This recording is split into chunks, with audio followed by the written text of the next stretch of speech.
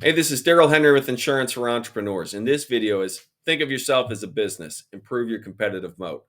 What I want to share in this video is my mental framework that I use to think about what I do on a day to day basis. And I jokingly call it Daryl Henry Inc. Basically, I'm thinking about myself as a business and I'm thinking about what I do in the components of running a business. How do I maximize revenues? How do I minimize expenses so that I've got great cash flows?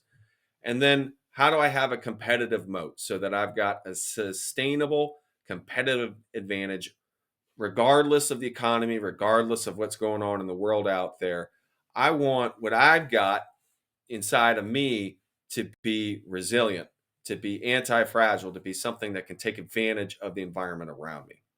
So, here are the three ways that I've seen that people can stand out and have that type of competitive moat. You can be the best at something. You can be Michael Jordan. You can be Warren Buffett. You can be the person that is so much better than everybody else around you that everybody is chasing you. And you can do that. And that's really, really hard. There's different ways you can frame that. You can be the best at what you do in a geography, the best at what you do in a certain space. But to be the best at something, everybody always wants to work with the best. Everybody was always trying to chase Michael Jordan. Everybody's been trying to copy Warren Buffett. If you're the best, doesn't matter what's going on in the economy, you'll have work. You can be the only person that does something. In this way, I'm thinking about inventors, right? So Elon Musk is the only person that thought it would be a good idea to build rocket ships that could be commercially owned. And now he owns that industry. So that's another way you can go about it, but that's really hard too. The third way you can do it is you can have a unique combination of skills.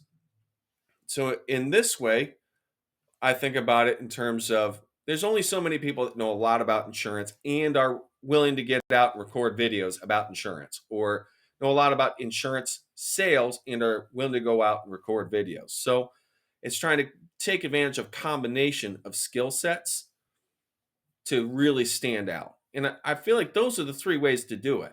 And you can frame it in different ways so that it works to your advantage. So maybe you're the best at contractors in a certain geography, and everybody in that geography knows if you want to get a good deal on insurance with contractors, you work with this one person because they know everything, they know it in and out. They are going to be the person that can best guide you to get there. But it really helps to have focus and have an idea in mind on how you're going to be the absolute best or have that unique combination of skills so that nobody else really compares with you and what you do. And I got a couple of ideas on how you can get there and how you can create that type of competitive advantage and create that moat. So I'm going to list them off. I'm going to go through some of these.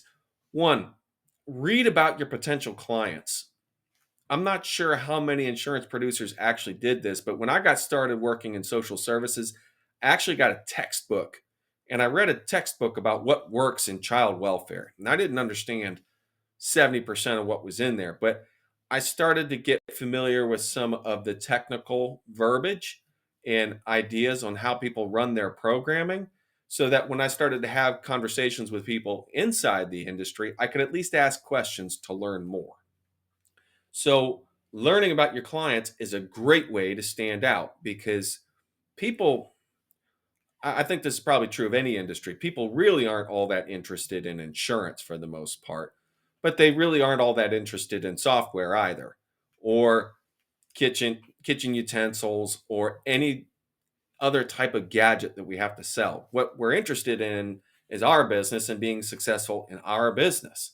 So the best way on how to make what you do relate to somebody else is to understand their business. How do they make money? What makes a good version of your client versus a bad version?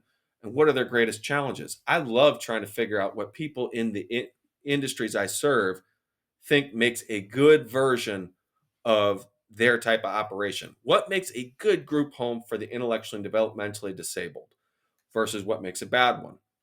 Is it turnover? Is it quality assurance? Is it the owners actively involved? What are some of those intangible qualities?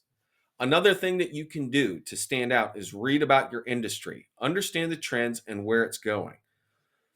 If we're going to try and stand out in a certain geography or a certain space, we need to be seen as go tos for information inside of that space. So, if I'm thinking about, I want to be the go to for business insurance in Frederick, well, it helps to be able to say, I've got a better grasp on what's happening for businesses in the county of Frederick, Maryland, and where the insurance marketplace is going and how it's going to impact them so that I can translate that. So that helps a lot. So you read trade journals, you read all that type of stuff so that you can be on the forefront. Third is you invest in your skills. I think this is a spot where a lot of people fall short because we don't want to spend money on ourselves. We want to spend money on ourselves to go buy Chick-fil-A, but we don't want to spend it on classes. We don't want to spend it on coaches or groups because it's scary. We don't necessarily understand what the return on investment is. And I've started to think about this part. This is where it helps to think about it as Daryl Henry Inc., because that's your research and development budget. Every great business has a part of their budget where they are developing their new products. They are investing in the future and figuring out what things are going to look like then. And for us as individuals, our skills are our products. That's what we offer to people. The only way it gets better is if we invest in that. And we invest in that with coaches and reading books and watching videos and finding different ways to augment those skills. All right. I hope that helps. If it does, I'd love to hear how you're doing it in your life. And if you think I missed anything, if you like the video, hit like and subscribe. It helps other people like you find the content. And as always, thank you so much for watching. Go build something great.